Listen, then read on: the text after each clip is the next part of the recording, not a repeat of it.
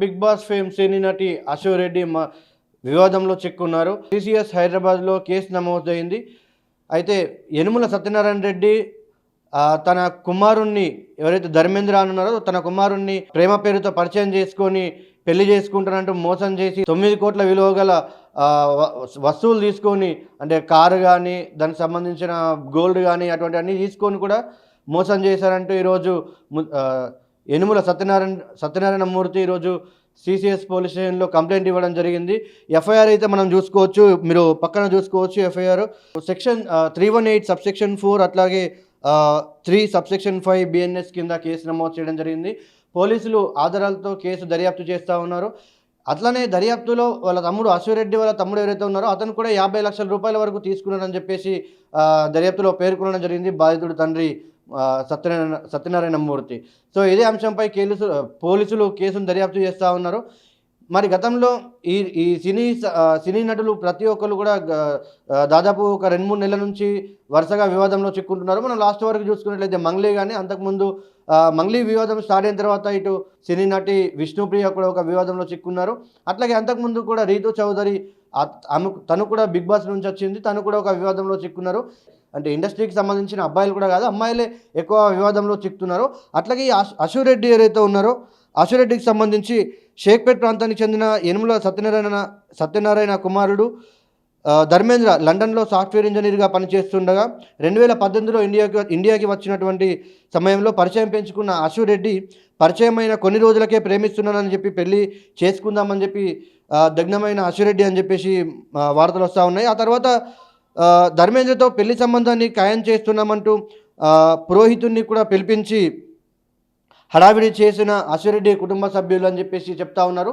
అయితే దాదాపు అశురెడ్డి ఇంతకుముందు బిగ్ బాస్లో మనం చూసుకున్నాము. అంతకుముందు ఆర్జీవీతో రకరకాల ఇంటర్వ్యూలు కూడా మనము యూట్యూబ్లో మనకు అవైలబుల్గా ఉంటాయి. అశురెడ్డి కొన్ని సినిమాలు అంతకుముందు కొన్ని షోస్ చేసింది. ఈటీవీలో ఏవైతే ఉన్నాయో ఈటీవీకి సంబంధించి కానీ, మా టీవీకి సంబంధించి కానీ, స్టార్ మార్క్ సంబంధించి కానీ కొన్ని షోస్ కూడా చేసింది. అట్లాగే చిన్న సినిమాలు కొన్ని ఓటీటీ సినిమాల్లో కూడా నటించింది అశురెడ్డి. ఇంతకుముందు గత 2 సంవత్సరాల క్రితం కూడా ఒక డ్రగ్ కేసులో నిందితురాలని చెప్పేసి కొన్ని వార్తలు బయటకు వచ్చినాయి. దాని తర్వాత మళ్ళీ అశురెడ్డి కూడా దానికి సంబంధించి స్పందించడం జరిగింది. ఆ కేసుకు నాకు ఎటువంటి సంబంధం లేదంటూ అటువంటి వార్తలు కూడా చూసుకోవచ్చు. అంటే 2 సంవత్సరాలు గడిచిన తర్వాత ఈరోజు మళ్ళీ ఇది ఒక కొత్త కేసు సిసిఎస్ పోలీస్ స్టేషన్లో అశురెడ్డిపై నమోదైంది.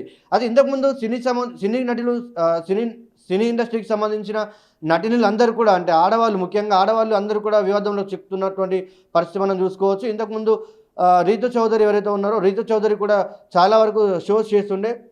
దాని తర్వాత పెళ్ళికి సంబంధించి తన గురించి ఇంకొక అమ్మాయి వివాదంలోకి రావడము, టీవీలలో చర్చల్లో కూర్చోవడము, ఇటువంటి అన్నీ చూసినాం. దాని తర్వాత ఇప్పుడు మళ్ళీ రీసెంట్గా మంగ్లీ అంటే ఇండస్ట్రీకి సంబంధించిన మంగ్లీ గాయని తను కూడా ఒక వివాదంలో చిక్కుంది. 150 కోట్లకు పైగా మైక్రో ఫైనాన్స్ కంపెనీ ద్వారా డబ్బులు మా దగ్గర నుంచి వసూలు చేసింది. మంగ్లీకి సంబంధించినటువంటి ఎవరైతే ఉంటారో వాళ్ళకి సంబంధించినటువంటి వాళ్ళు బాధితుల దగ్గర నుంచి డబ్బులు వసూలు చేశారని చెప్పేసి పంజాగుట్టలో ఒక వారం వరకు కూడా పెద్ద చర్చనీయాంశంగా మారింది మంగ్లీ కేసు.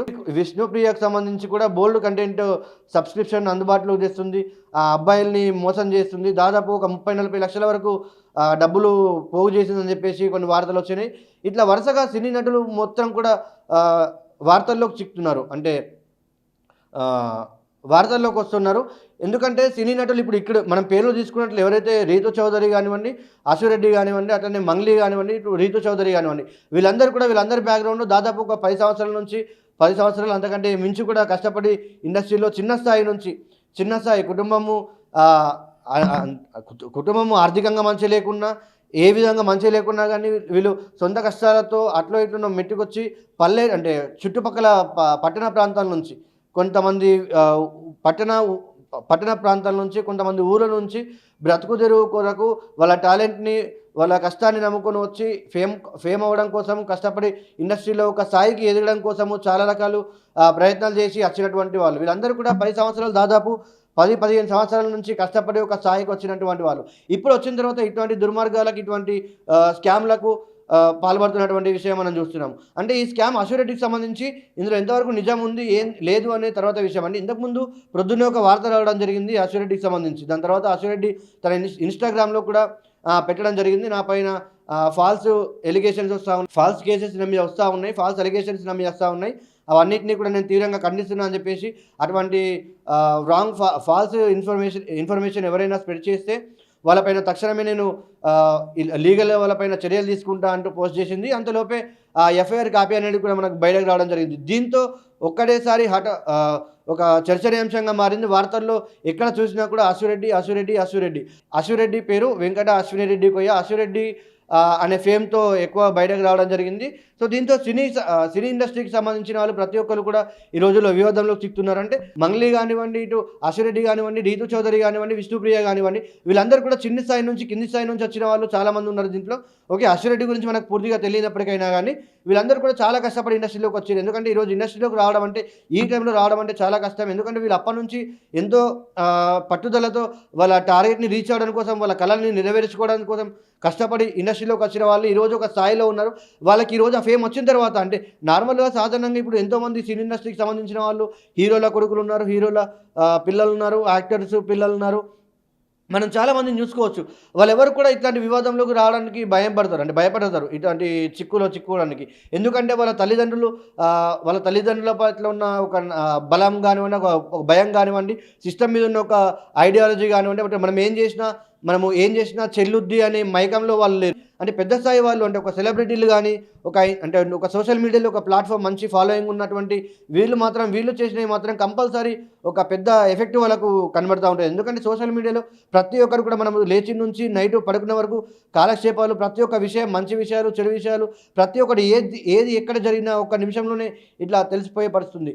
ఇటువంటి అంటే ఒక సోషల్ మీడియా ప్లాట్ఫామ్ నడుస్తున్నటువంటి ఈ యుగంలో, ఈ సిచ్యువేషన్లో ఇట్లాంటి పనులకు పాల్పడడానికి వాళ్ళని ఒక ధైర్యంగా అనుకోవచ్చు. వాళ్ళకు ఉన్న ధైర్యమా, లేకుంటే వాళ్ళకు ఉన్న సాహసమా, అంటే మమ్మల్ని ఎవరు ఏం చేయలేరు, మాకు అన్ని రకాల సౌకర్యాలు మాకు ఉన్నాయి, మేము ఎక్కడికైనా వెళ్ళగలుగుతాము, ఎవరితోడైనా మాట్లాడగలుగుతామనే నమ్మకం వాళ్ళకు ఉందో మరి ఎందుకు తెలియదు. ఎందుకంటే ఎంతో కష్టపడి దీన్ని నిర్మించుకోవడం అనేది చిన్న విషయం కాదు.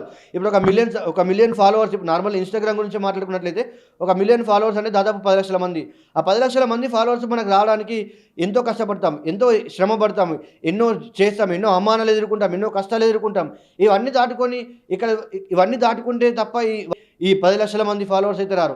వాళ్ళందరికీ ఒక నమ్మకం కలుగుతుంది. అంటే ఆ ఫాలోవర్స్, ఆ సెలబ్రిటీల మీద, వీళ్ళ ద్వారా మనం ఏదైనా నేర్చుకోవచ్చు, వీళ్ళ ద్వారా మనం ఒక సోషల్ మెసేజ్ నేర్చుకోవచ్చు, ఒక మంచి బాటలు నడవచ్చు అని చెప్పేసి చాలామంది అనుకుంటారు. కానీ ఇట్లాంటి సందర్భాలు బయటపడ్డప్పుడు, ఇటువంటి కేసులు, ఇటువంటి స్కామ్ల గురించి బయటపడ్డప్పుడు వాళ్ళకు కూడా ఇబ్బంది అంటే ఫాలోవర్స్ కూడా ఇబ్బందిగా అయ్యే అవకాశాలు ఉంటాయి. ఎట్లా ఉండబోతుంది దీనిపైన అశ్విరెడ్డి ఎలా స్పందిస్తారు, ఏం మాట్లాడతారు, దీనిపైన ఇంకా ఏమైనా సాక్ష్యాలు ఏమైనా ఉంటే, ప్రూఫ్స్ ఏమైనా ఉంటే బయటకు వచ్చే అవకాశాలు ఉన్నాయా, తెలియాల్సిన సమయం ఉంది.